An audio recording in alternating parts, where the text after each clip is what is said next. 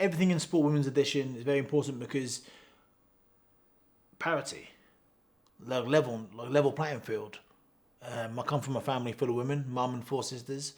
I'm a huge feminist, and we're equal as people, and men shouldn't prioritise over women. So I want parity, I want equality, and if I can do one little thing to help that, then all day I'm here. So I've worked in many different areas in my life, and I like to do that because I like to push myself. I like to learn, I like to grow. Don't get me wrong, I wanted to be a boxer my entire career. Boxing was taken from me. I had a bad eye injury.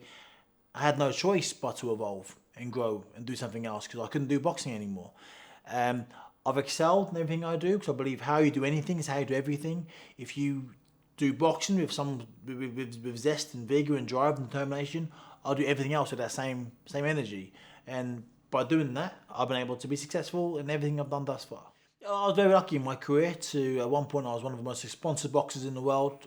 Brands like Nike, Max Muscle, Subway were on part of my team. And it's really important. I've always just been me. Very authentic. I'm a good person. Like I used to do things like I'd box and I'd send like signed gloves or a signed vest or a signed pair of shorts that I wore in that boxing match to Nike or to Max Muscle to say thank you for their support, because that stuff, like, to me, is so natural. I wasn't doing it to be like to get more stuff. I was doing it because if you help me, I say thank you, and if I can show gratitude in a certain way, I will show it. And the stuff like that just goes a long way. But I'm being authentic to me. I think, you know, if you're authentic to yourself, then you're gonna go far in life. You can't wear a mask forever. At some point, the mask's gonna come down. So just be yourself and be kind and be nice and be supportive to others, and that shines through. And brands want to work with you. People want to work with you if you're a good person. If you're a nice person, people want to be around you. If you give off good energy, people want to have that energy.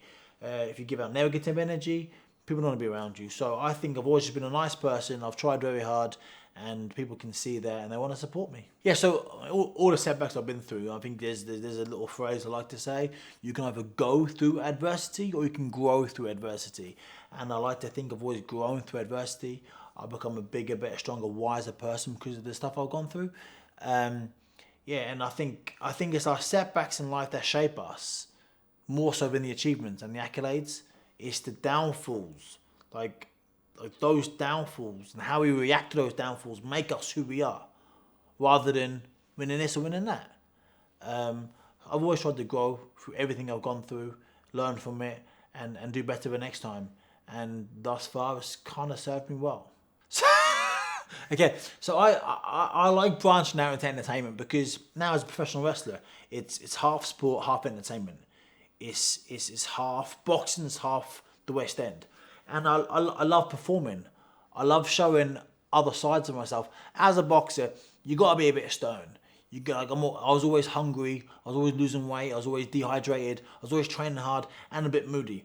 And people can see me on TV, and all people can make an assumption from you because of what they see. That's all they can do.